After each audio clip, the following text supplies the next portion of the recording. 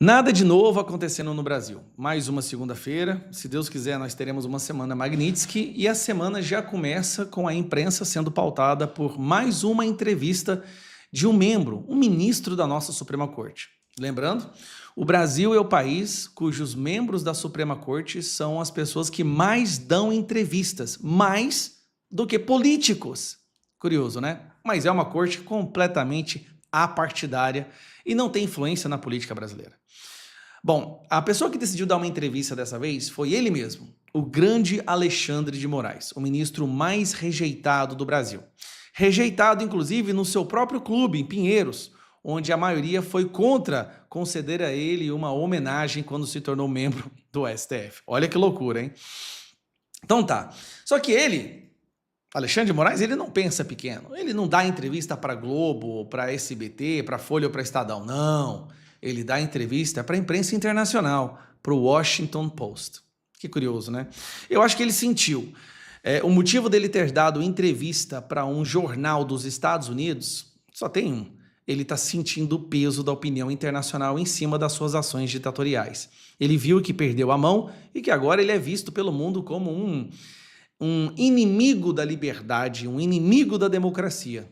Justamente aquilo que ele disse que estava protegendo.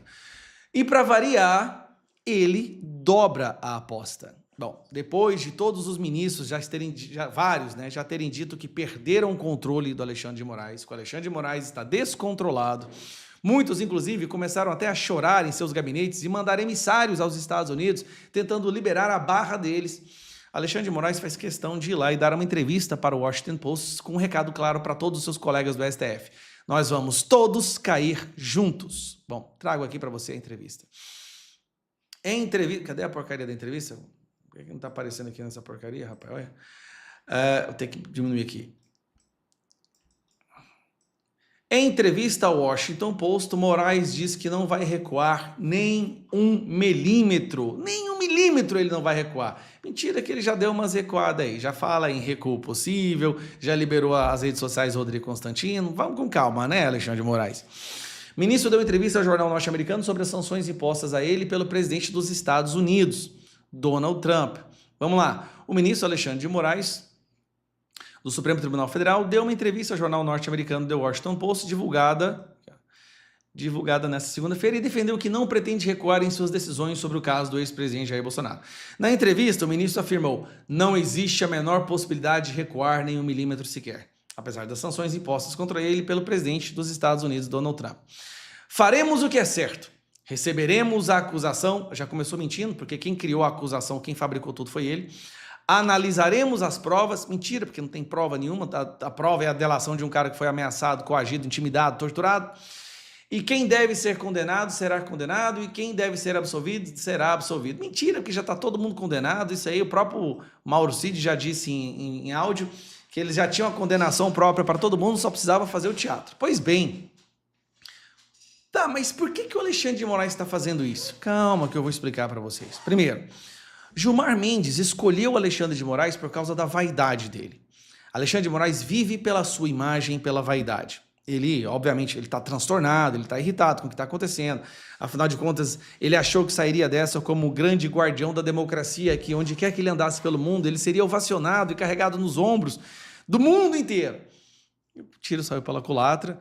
Hoje ele não pode andar pelo Brasil, todo mundo sabe disso. Nem no Clube do Pinheiros o povo gosta dele. E quando vai para fora, está acontecendo as mesmas coisas, né? Na Europa já está tendo investigações, já tem a imprensa falando dele. Nos Estados Unidos, eu não preciso nem falar nada, ali é um lugar que ele não pode ir mesmo. Então Gilmar Mendes escolheu o Alexandre de Moraes pela vaidade. Porque sabia que era só falar assim, cara, vai lá, todo mundo vai te amar, você vai sair na imprensa, vai dar entrevista. Só que o tiro saiu pela culatra. Alexandre de Moraes não vai recuar porque a vaidade domina a lógica dele. E não um raciocínio ponderado, equilibrado, sensato. É a vaidade. Só que ele quer levar todos os seus colegas juntos. Na cabeça dele, ele está sozinho agora, porque ele é o único que sofreu a Magnitsky.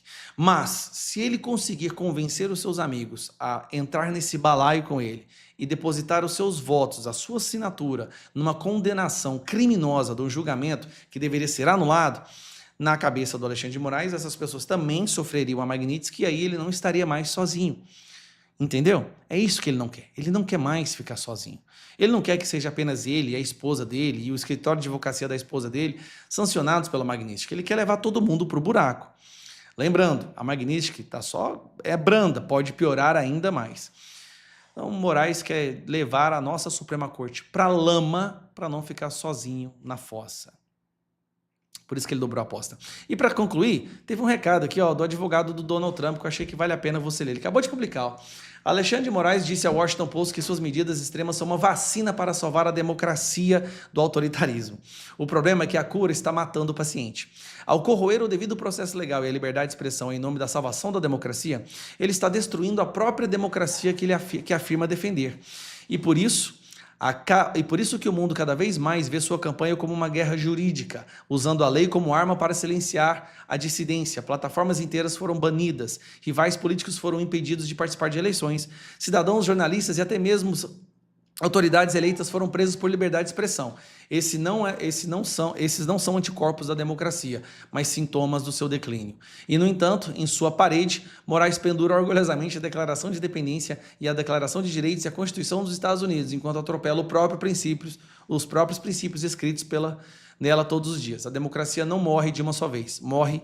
Muitas vezes ela é sufocada lentamente para seu próprio bem. Não há cenário em que essa pessoa saia vitoriosa. Como eu disse, ele pode ainda usar a sua caneta para destruir muitas vidas, mas ele não vai sair dessa ileso.